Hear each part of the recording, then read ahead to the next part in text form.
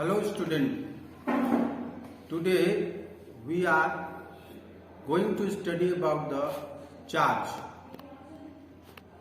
Charge क्या होता है, जिसको हम हिंदी में आवेश कहते हैं। तो चार्ज के बारे में अगर हम लोग कहीं पढ़ें तो इसकी एग्जैक्ट डेफिनेशन नहीं मिलती।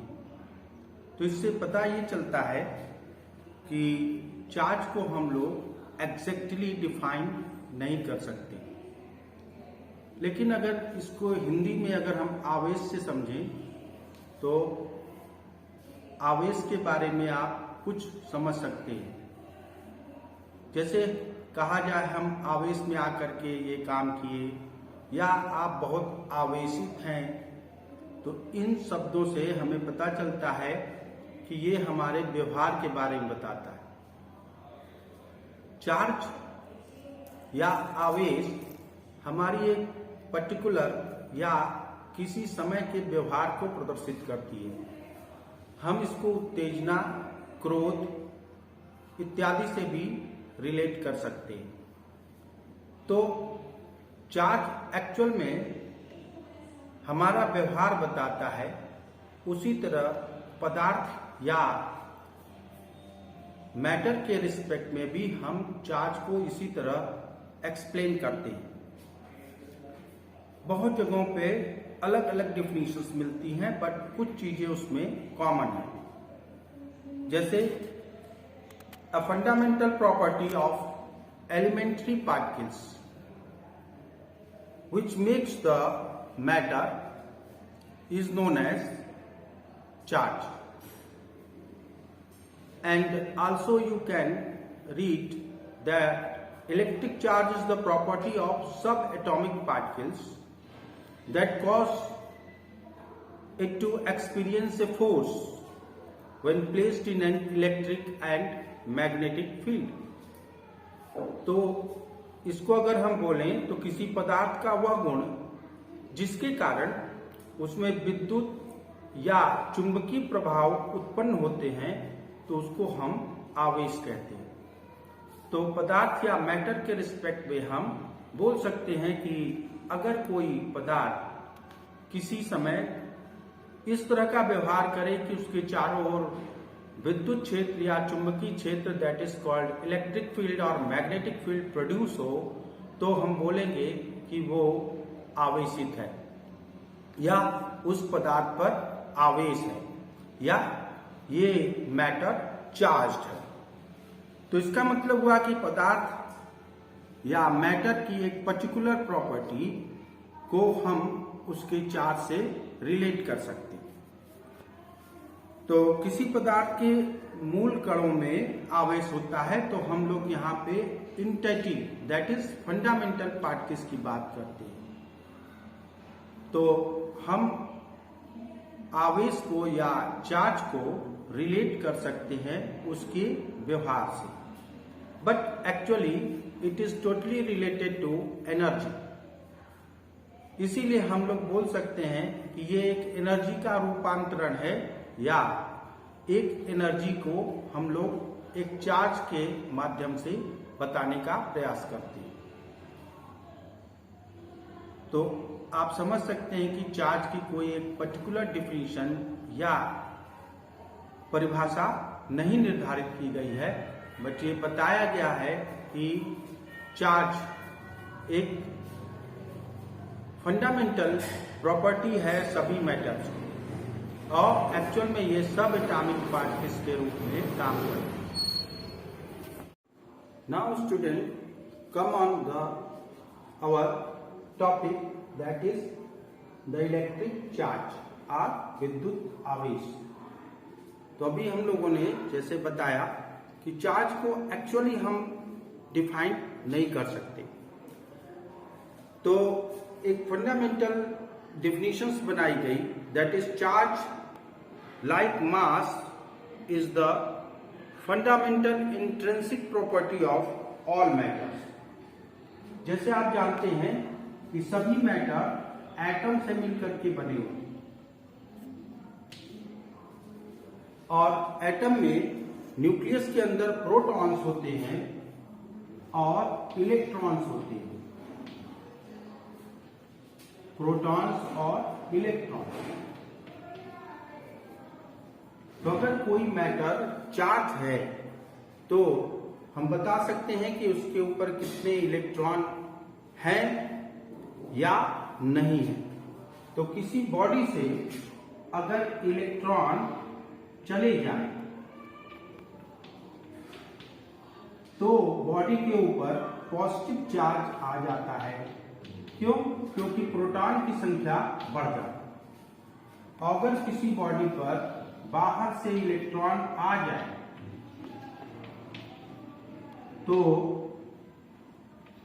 हम बोलेंगे कि इसके ऊपर निगेटिव चार्ज आ गया। तो निगेटिव चार्ज और पॉजिटिव चार्ज की सबसे पहली बात बेंजामिन फ्रैंकलिन ने की थी कि किसी बॉडी को अगर हमें चार्ज करना है तो हम उससे इलेक्ट्रॉन ट्रांसफर कर सकते हैं। ट्रांसफर करने के बहुत सारे तरीके हैं, उसको हम लोग आगे पढ़ेंगे। तो दो तरह के चार्ज नेचर में पाए जाते हैं, that is positive charge, that is called deficiency of electron, and negative charge, that is called excess of electron. अगर किसी बॉडी पे बाहर से चार्ज आ जाए, इलेक्ट्रॉन आ जाए तो उस पर निगेटिव चार्ज हो जाए, और किसी बॉडी से इलेक्ट्रॉन अगर ट्रांसफर हो जाए तो हम ये मानते हैं कि उसके ऊपर पॉजिटिव चार्ज आ गया। तो electrons are responsible for charging the body and that is unbalance between the number of electron and protons. Proton की मात्रा बढ़ गई, इलेक्ट्रॉन कम हो गए तो बॉडी पे पॉजिटिव चार्ज। अगर इलेक्ट्रॉन की मात्रा बढ़ गई और प्रोटॉन की मात्रा उसके रिस्पेक्ट में कम हो गई तो बॉडी के ऊपर नेगेटिव चार्ज आती है। तो इस तरीके से हम लोग बता सकते हैं कि बॉडी पे दो तरह के चार्ज होते हैं, पॉजिटिव चार्ज और नेगेटिव चार्ज। आप सभी लोग जानते हैं कि इलेक्ट्रॉन फंडामेंटल पार्टिकल्स है जो सभी मैटर में पाया जाता है, और इलेक्ट्रॉन के ऊपर हम लोग चार्ज की वैल्यू बताते हैं 1.6 into 10⁻⁻19 coulomb. That is coulomb is the SI unit of charge. आवेश की जो है SI यूनिट होती है कूलाम। अब इलेक्ट्रॉन्स के ऊपर ये इससे छोटा चार्ज पॉसिबल नहीं है अभी तक। That is, charge on one electron is the fundamental charge, that is 1.6 into 10⁻⁻19 coulomb.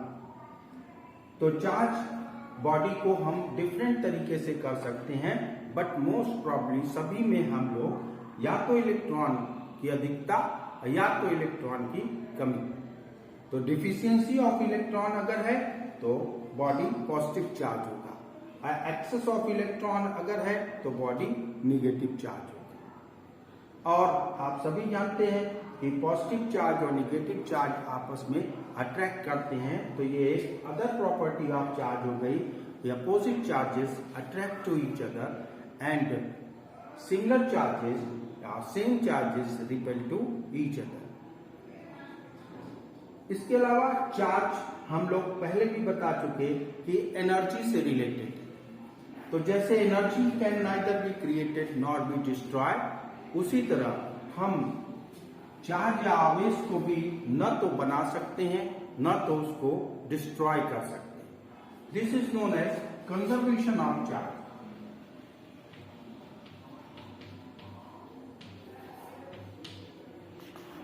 That is, charge of a body always be conserved. That is, we cannot create the charge or destroy the charge. We can only transfer the charge from one body to another body. So this is known as law of conservation of charge.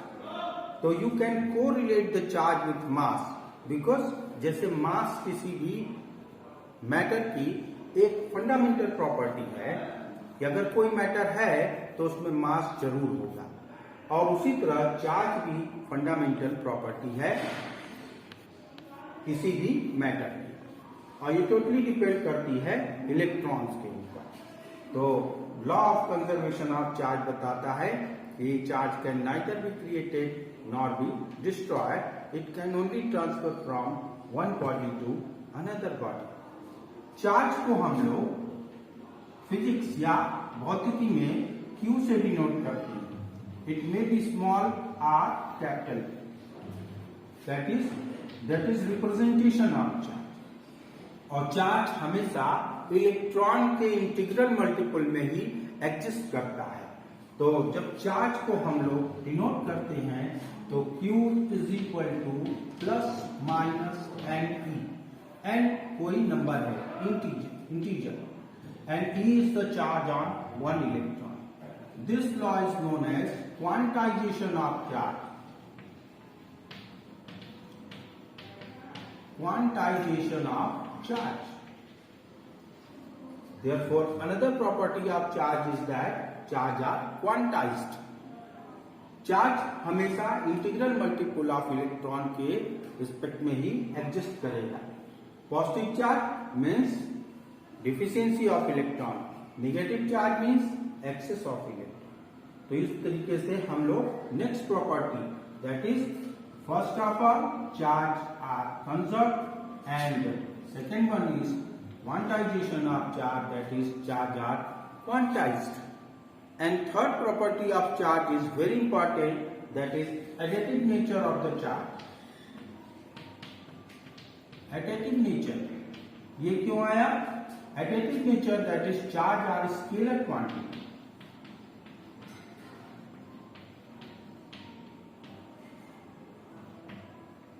That is charge एक scalar quantity है और आप जानते हैं scalar quantity are those physical quantity which have only magnitude but no direction. Therefore, additive nature of charge बताता है कि किसी बॉडी पे चार्ज को हम अलजेब्रा के नंबर की तरह उसको ऐड कर सकते हैं। सपोज एक कोई बॉडी है जिस पर 2 plus Q coulomb and minus Q coulomb charge है, तो दोनों मिलकर के नेट चार्ज कहलाएगा 0। इस पे बॉडी पे जितना पॉजिटिव चार्ज है उतना ही निगेटिव चार्ज है, तो नेट चार्ज 0 होगा। अगर निगेटिव चार्ज आते हैं दैट इज 2Q एंड एक पॉजिटिव चार्ज है, तो ओवरऑल चार्ज इसके ऊपर -Q चार्ज होगा, दैट इज नेट चार्ज। तो इस तरीके से चार्ज को हम अलजेब्रा के नंबर की तरह ऐड या सब्ट्रैक्ट कर सकते हैं, that is called the additive nature of the charge. Now you got 3 properties of the charge. Charge are conserved, that is law of conservation of charge, similar to that of the law of conservation of mass and law of conservation of energy. This is important, that is quantization of the charge, that is charge always exists in the form of integral multiple of the charge, electron, and additive nature of the charge. Like charges repel to each other, unlike charges attract to each other. These are important properties of a charge.